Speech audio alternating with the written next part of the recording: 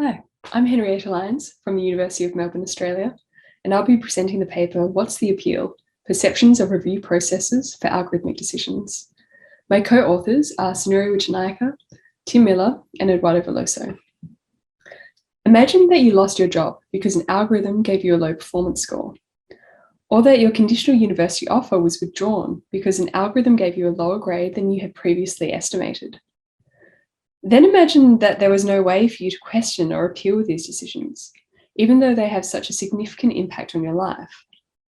These are situations that thousands of people have found themselves in over the past few years. The ability to contest significant decisions, whether made by human or algorithm, is important. At a practical level, contestation is a mechanism for error correction and to hold decision makers to account. And as such, contestation can help promote fairness and justice in decision making. It can also work to protect individual rights and support notions of human dignity and autonomy. Currently, there is limited guidance around how contestation processes for algorithmic decisions could or should be designed. Perhaps not surprisingly then, there are numerous examples of poorly designed appeal processes where people impacted by algorithmic decisions are unable to effectively contest the decision. And this can be due to a lack of explanation or information being provided about the decision, there being no information about how to appeal, there being no response to appeals that have been made, or because there is no appeal process available at all. In this work, we explore perceptions of different ways to review algorithmic decisions, and we use these insights to consider design implications for algorithmic review processes. Specifically, we ask the following research questions.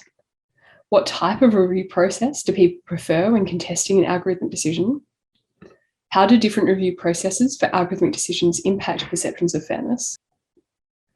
We designed 6 base review processes to explore in our study. And these review processes differ across 2 dimensions: who the reviewer is, human or algorithm, and the style of review, which included a review of the algorithmic decision-making system that made the initial decision to ensure that it functions as it should. Secondly, a completely new decision being made that is based on the original information provided to the initial algorithmic decision maker. And thirdly, a completely new decision being made that incorporates any new information and objections that the decision subject wishes to provide, in addition to the original information. This last review process allows the person appealing to exercise what is referred to as voice in the procedural justice literature. That is, the ability to provide input and to have a say in the decision. We developed a survey using Qualtrics, with the structure shown in this slide. And we used 2 approaches to explore perceptions of the 6 base review processes. First, we used choice-based conjoint analysis, which is a method for eliciting preferences. And second, we asked participants to rate the fairness of the 6 base review processes and to explain their rating. And we conducted the study on MTurk with 100 participants. In a choice-based conjoint analysis, participants are asked to choose a preferred option between a number of different profiles that each contain attributes with different levels. And this decision will often require a participant to make a trade-off between attributes. For the conjoint analysis, in addition to reviewer and style of review, we included the time the review takes as an attribute with 3 levels. We asked participants to imagine that they had applied for a loan, that their application had been rejected by a computer system, and that they wanted to have that decision reviewed. We then presented participants with 12 pairs of different review processes and asked them which review process they would choose. And this is an example of a choice set. With regard to each attribute, the conjoint analysis showed that participants preferred a human reviewer to a computer system reviewer, the review style that allowed them to exercise voice, the new information condition, and a shorter review time period compared to a longer review time period. We also measured the relative influence that each attribute had on the participant's choice of review process. The greater the relative importance score, the more weight an attribute carries in the decision-making process. We found that the style of review was the most important attribute to the person when making their choice of review process, closely followed by the time the review takes and then the reviewer. And this is an interesting finding because the limited guidance around review of algorithmic decisions often calls for a human reviewer, What our results suggest is that our participants actually placed more weight on quicker review processes and the style of review than on who the reviewer is. In the second part of the study, we asked participants to provide a rating on a scale of 0 to 100 about how fair each of the 6 base review processes are.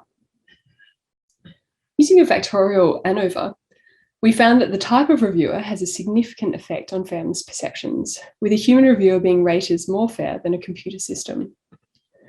The type of review also had a significant effect on perceptions of fairness, with post hoc tests showing higher fairness ratings for the review style incorporating voice compared to each of the other 2 styles of review.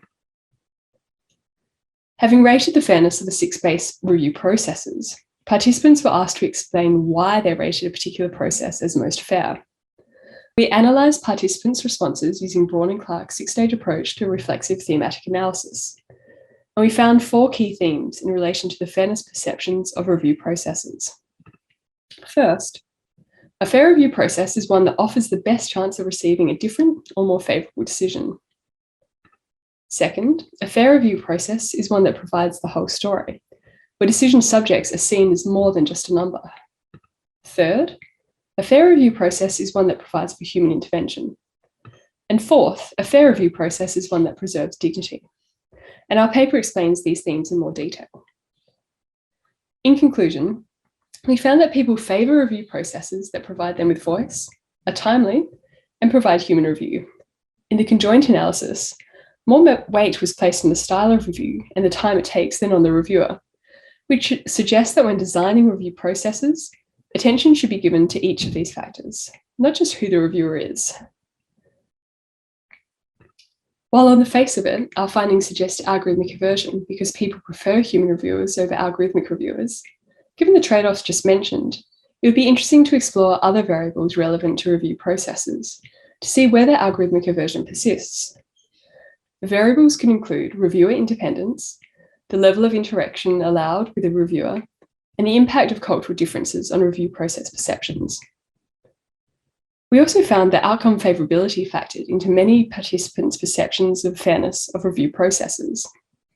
And this aligns with findings from the procedural justice literature that people see decision-making processes that benefit them as more fair. Future work could explore perceptions of review processes from perspectives other than the decision subject, to see whether different viewpoints impact reviewer process perceptions and preferences. Thank you for watching this presentation. If you'd like any further information about this paper, please don't hesitate to contact me or my co-authors at the email addresses shown in this slide.